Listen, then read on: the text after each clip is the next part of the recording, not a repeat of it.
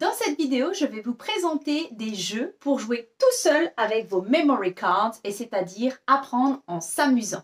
Comme vous le verrez, il y a deux niveaux, je vous fais la démo maintenant. Pour pouvoir jouer avec vos cartes, il va falloir tout d'abord les trier. Je vous propose de faire toutes les cartes du côté anglais sur le modèle que vous avez à l'écran. Comme vous pouvez le voir, en anglais, c'est en gras, tandis qu'en français, ce n'est pas en gras. Cela permet de les distinguer. Mettez donc toutes les cartes du côté anglais et vous allez ensuite pouvoir découvrir comment jouer. Je vous propose deux niveaux. Voici le niveau 1. Mettre le pack de cartes devant vous avec l'onglet visible. Lire la carte à voix haute et donner la traduction. Si vous avez bon, placez cette carte à droite. Je rappelle, il est important de le dire à haute voix. On retourne pour vérifier si on a bon à droite. Je retourne. Ah, je me suis trompée, je la mets à gauche. Quand j'ai bon, je mets la carte à droite. Si je me trompe, je mets la carte à gauche. Et je fais ça avec tout le paquet.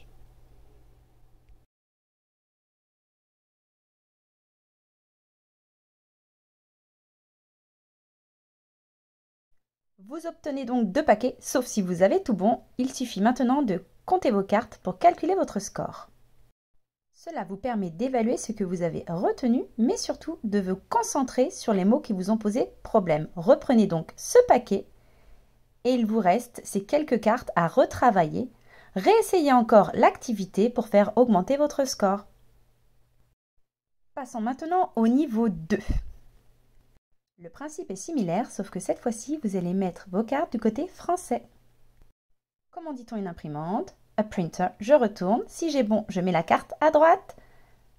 Si je me suis trompée, je la mets à gauche.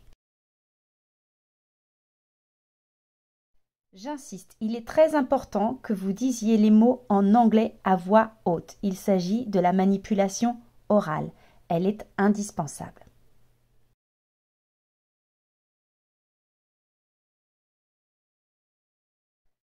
Une fois votre partie terminée, calculez votre score en comptant vos cartes.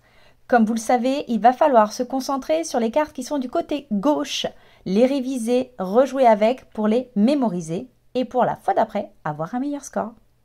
Il est important de garder une trace de vos entraînements. Voici une fiche sur laquelle vous pouvez noter vos résultats, indiquer le sujet, le nombre de joueurs, le niveau, mais également votre score. Vous pourrez ainsi observer votre progression. Normalement, grâce à ces activités, vous allez pouvoir mieux mémoriser. Je vous recommande vivement de noter, de garder trace de vos scores. Vous avez la possibilité d'imprimer une fiche de score et pourquoi pas la mettre en face de la fameuse enveloppe et de noter au fur et à mesure vos résultats. Et vous verrez, plus vous ferez l'activité et meilleurs seront vos scores. Eh bien, c'est à vous de jouer!